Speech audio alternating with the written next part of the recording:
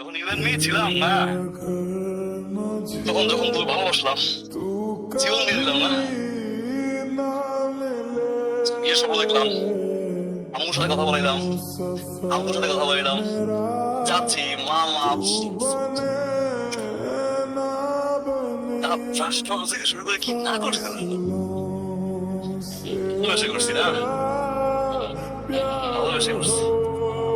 তখন আমার রিলেশনশিপের ভিতরে তোর এক্স বয়ফ্রেন্ড আমার ঢুকছে, আমার ঢুকতে আসছে, that time Mama was okay.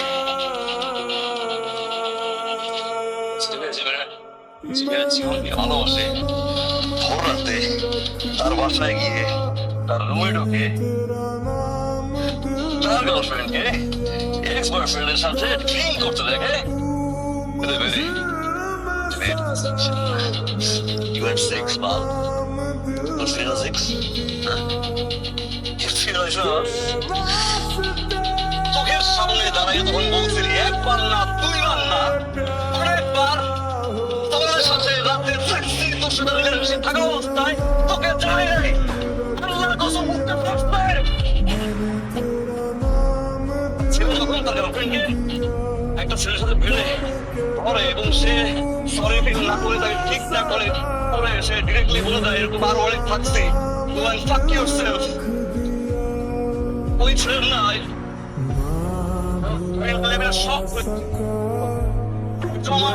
জমায় গেছিলাম, আমি ডিক্লেয়ার করে গেছি, আমি সুইসাইড করতে গেছি, আমি এমন কোনো ট্রাই নাই, আমি ট্রাই করে নাই।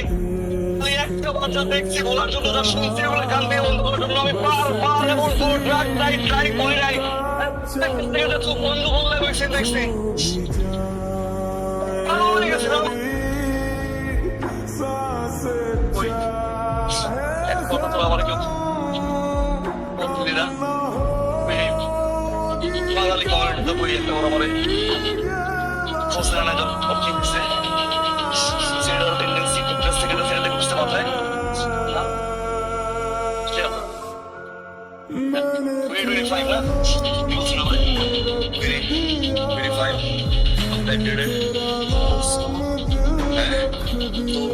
ম্যাচুরিটি তোর মেন্টালিটি এই দেশের কালচারের সাথে আমি অনেক নিচ্ছি বলছি না।